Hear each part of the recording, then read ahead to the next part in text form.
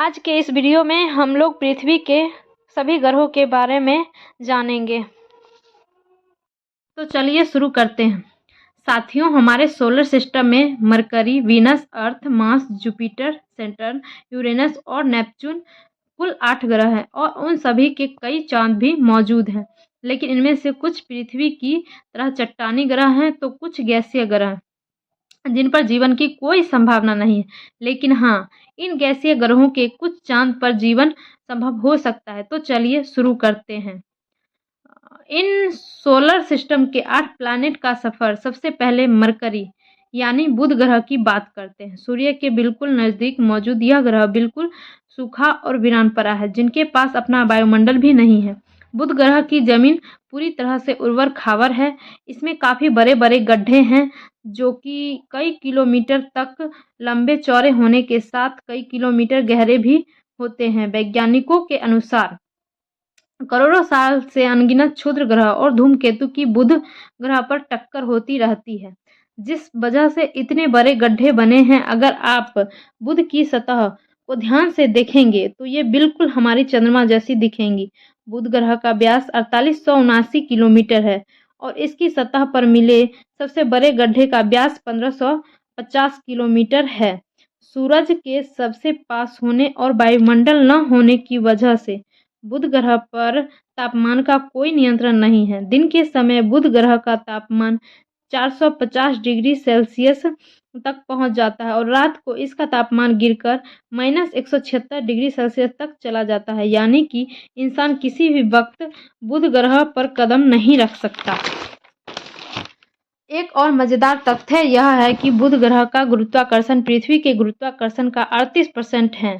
यानी अगर पृथ्वी पर आपका वजन 100 किलोग्राम है तो वह बुध पर 38 किलोग्राम ही होगा। चलिए अब बात करते हैं सौरमंडल के दूसरे ग्रह वीनस यानी शुक्र की, जिसे सोलर सिस्टम का सबसे गर्म ग्रह कहा जाता है। ऐसा इसलिए क्योंकि भले ही बुध ग्रह सूर्य से ज़्यादा नज़दीक हो, लेकिन उसके पास खुद का वायुमंडल न होने की वजह से उसकी सतह पर सूर्य की गर्मी टिक नहीं पाती। लेकिन शुक्र ग्रह के पास अपना वायुमंडल है जो कि कई किलोमीटर मोटी सल्फ्यूरिक एसिड के बादलों की परत से ढका हुआ है। इस खतरनाक एसिड की इस मोटी परत की वजह से जब सूर्य की गर्मी शुक्र पर आती है तो वे रिफ्लेक्ट होकर स्पेस में नहीं जा पाती है। इसके अलावा शुक्र ग्रह के वातावरण में 96% कार्बन डाइऑक्साइड है जो ग्रीन हाउस इफेक्ट पैदा करता है। इन कारणों की वजह से शुक्र ग्रह का तापमान दिन और रात दोनों समय 400 डिग्री सेल्सियस बना रहता है। ग्रह पर मौजूद सल्फ्यूरिक एसिड के बादलों की वजह से इनकी सतह दिखाई नहीं देती, लेकिन ग्रह पर मौजूद बड़ी बड़ी चट्टानों और ज्वालामुखियों के ऊपरी हिस्सों को देखा जा सकता है। अमेरिकन स्पेस एजेंसी नासा के मुताबिक शुक्र पर 20 किलोमीटर में बड़ी हजारों से ज़्यादा ज्वालामुखी मौजूद है, जिसमें से कई ज्वालामुखी सक्रिय हैं। इसी वजह से शुक्र ग्रह की सतह का 60% हिस्सा इन ज्वालामुखियों से निकली लावा और बाकी 40% हिस्सा चट्टानों से बनी हुई है। वीनस प्लेनेट पर एटमॉस्फेरिक प्रेशर पृथ्वी के 92 गुना अधिक है, जिस वजह से यहाँ चलना भी मुश्किल है। और अगर इंसान ने नंगे पैर शुक्र पर कदम रख दिए तो सतह पर मौजूद लावा और गर्म चट्टानों की गर्मी से उसका शरीर कुछ ही पलों में जलकर राख हो जाएगा।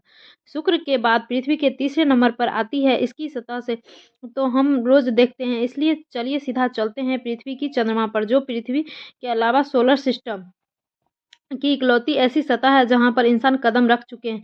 चंद्रमा की सतह काफी उबड़ खाबड़ है और इस पर कई बड़े बड़े गड्ढे भी मौजूद है। चांद के पास खुद का वायुमंडल नहीं है, इसलिए यहाँ पर इंसान स्पेस सूट के बिना जीवित नहीं रह सकता। चलिए अब सफर को आगे बढ़ाते हैं और चलते हैं मार्स यानी मंगल ग्रह की सैर पर।